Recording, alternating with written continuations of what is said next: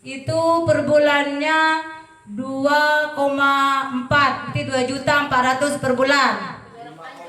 Dari ibu-ibu sanggar, Pula kalau bawa barang nih, ya nih magnetnya dengan ikan tuh kontaknya kuat. Jadi kalau kita mancing tuh, ikan tuh mudah kita dapat. Karena dia punya kontak. Langsung mau. Udah kan Tarik langsung rumah.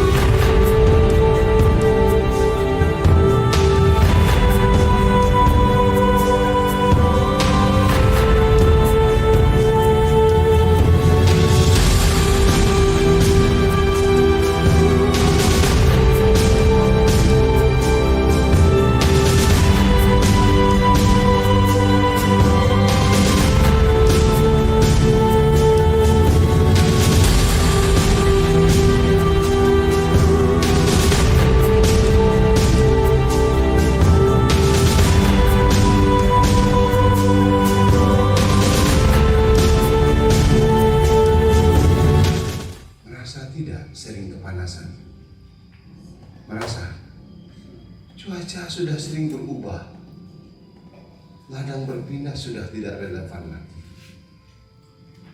Aku masih ingat nenekku itu, kalau pulang dari ladang, kalau pas mau istirahat, woi, ya jam mana nih, lihat matahari, jam 12 pas. Sekarang sulit membaca tanda-tanda alam. Maka dari itu, nanti ketika menanam kopi, kita menambah oksigen di dalam bumi ini. Kita mencintai bumi ini. Tentunya karena dicintai kopi ini, disiangi, dipupuk. Kadang-kala orang Dayak dengan pembajiknya suti. Habis tanam, tinggal. ABCD itu adalah bahasa Inggrisnya Asset Based Community Development. Aset berbasis pengembangan komunitas. Nah, di dalam ABCD itu ada aset namanya aset manusia. Masih ingat aset manusia apa aja? Tangan, kepala, dan hati. Ya, kalau 1 tahun yang lalu di sini bapak-bapak dan ibu-ibu semua menuliskan aset kepala itu adalah banyak yang menulis mempertahankan hutan, tanah, arai.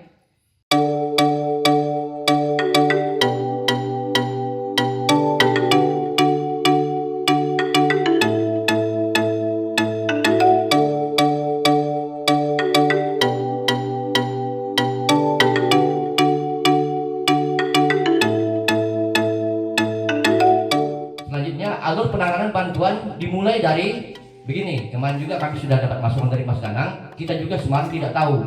Tiba-tiba kita melapor ke keuskupan, meminta keuskupan atau dari PSI Caritas tentang masalah bantuan. Tetapi rupanya barang ini ada alurnya.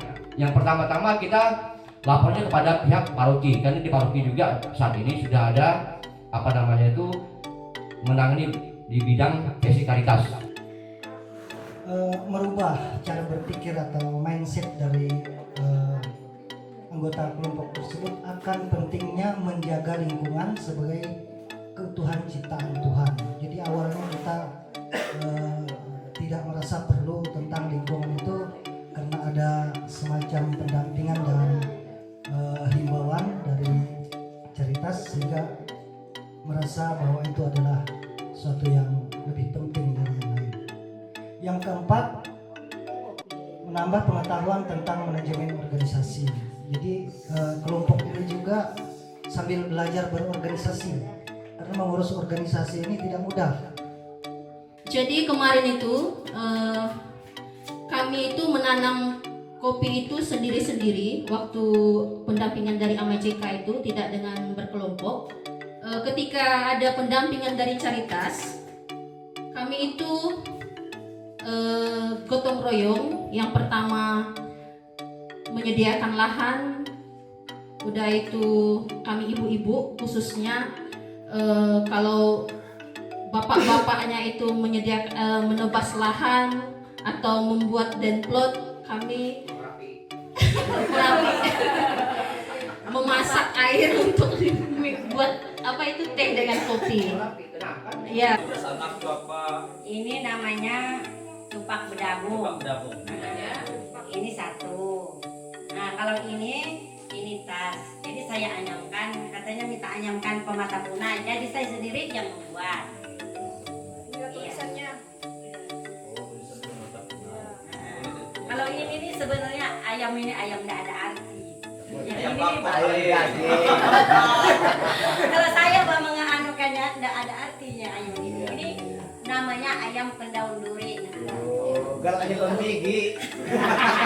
Kalau ini nih, yang ini nih, tata ini tata pemata punai, nama ini. Nah kalau yang ini nih, ini namanya pembutai. Artinya pembutai itu apa? Tata ini. Nama tata itu apa? Ada nama-namanya ini. Nama anyamannya. Anyamannya ini namanya kengkabar. Yang ini nih bang. Kalau di dalamnya tuh bagus. Kalau di ini lain.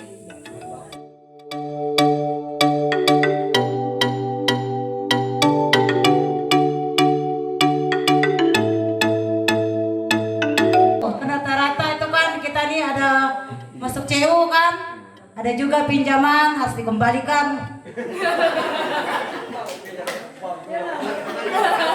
Ada itu kebutuhan pribadi sebagai ibu-ibu ya, alat kecantikan.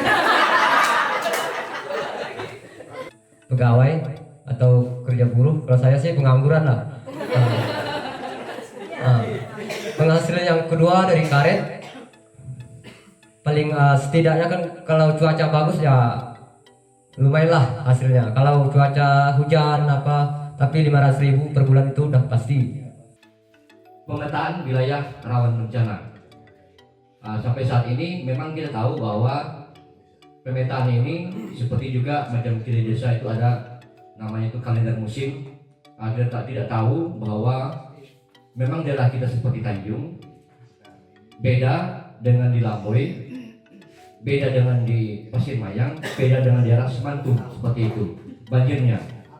Kemudian dari target penanaman kopi untuk tahun 2024 per Juli ini, TBM ini tanaman belum menghasilkan, artinya baru ditanam, itu sudah 1.450 batang. Nah kami tidak mencantumkan hektar karena kebun kopi ini ada yang ditanam di sela tanaman lain. Ke tahun ke depan itu yang pertama ada memperbanyak jenis produk dan jumlah anyaman. Seperti yang sekarang kan hanya ada kindai, tas sama apa namanya, cipak dabung. Nah harapannya dari kelompok sanggar itu lebih memperbanyak lagi membuat produk yang belum ada sebelumnya seperti itu. Untuk yang kedua itu produknya bisa dikenal di Kabupaten Ketapang. Misalnya tidak hanya di Tanjung saja, bisa keluar entah ke Marau, Airupas, Tapang Kota, ke Semandang, mana gitu kan. Budaya gotong royong ini hampir semuanya di budaya Dayak hilang. Benar nggak? Benar. Karena dulu kita hidup di rumah panjang, setelah itu diubah cara pola pikir kita hidup sendiri-sendiri, maka kita tidak bisa menganyam ini lagi. Dulu kita di halaman rumah panjang itu belajar yang kecil lihat, tapi sekarang kita individualis di rumah masing-masing, jadi tidak bisa belajar dengan HP masing-masing. Bahkan dengan istri pun kita lupa kadang-kadang. Udah datang ya, tapi itu sebenarnya kita sudah di shock culture, kita sudah dihancurkan. Misi dari PSE dan Caritas sebenarnya merangkul kaum lemah miskin difabel, khususnya kita orang Dayak. Ternyata kalian dari awalnya bisa membuat sesuatu yang tadinya belum bisa membuat strip, bisa buat strip. Lalu dari penghasilan, saya melihat penghasilan kalian itu 4 juta lebih tuh. Kalau golongan pegawai negeri itu golongan berapa? Ada yang tahu? Tapi hanya song berapa? Ini pegawai negeri ini, banyaknya. 380. Ini kan mungkin gaya hidup kita yang lebih mungkin boros. Yang nanam kopi tadi, karena di samping nanam kopi pasti ada kita nanam pohon yang lain dari pelindung juga. Biasanya petai Cina atau tanaman pisang juga untuk membantu ya menjaga alam juga untuk membantu oksigen kita itu paling penting. Jadi pada intinya ya kami dari Paroki Santa Maria Assunta Tanjung sangat mendukung program kerja dari tim Caritas PSN ini untuk membantu pengembangan ekonomi masyarakat umat kita dan juga untuk menjaga lingkungan serta kearifan lokal juga itu harus dikembangkan juga.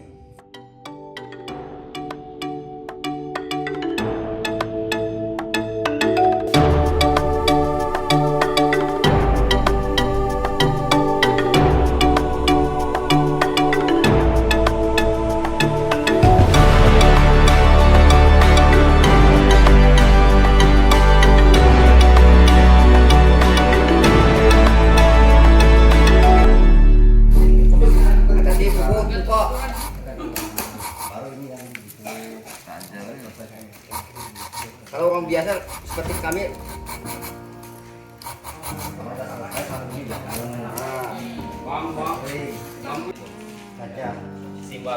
Berarti banyak alat yang digunakan nih. banyak. Makanya dibilang Rumi. Banyak.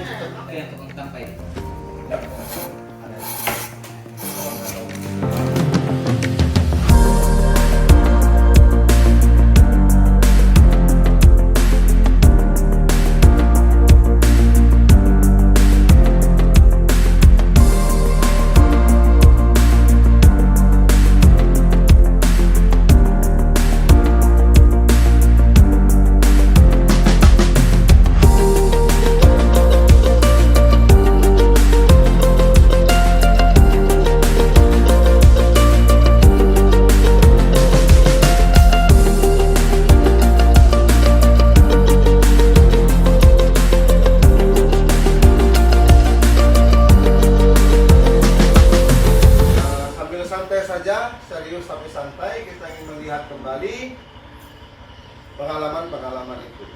Lalu kemudian yang terakhir saya hanya ingin mengatakan bahwa grand design total kita adalah kopi, ya, kopi. Di dalamnya ada kelompok PRB, ada kelompok sanggar, tetapi fokus utama kita di kopi. Jangan sampai nanti sanggar itu menjadi sambil menunggu kopi itu berbuah, kan masih tanam nih.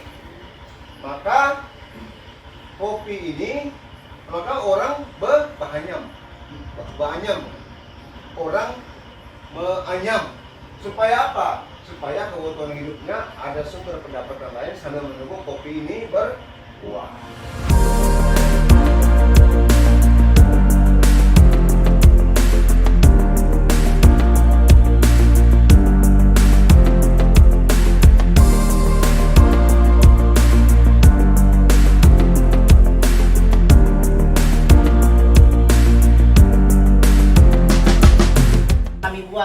Pertama, melukis atau motif anyaman.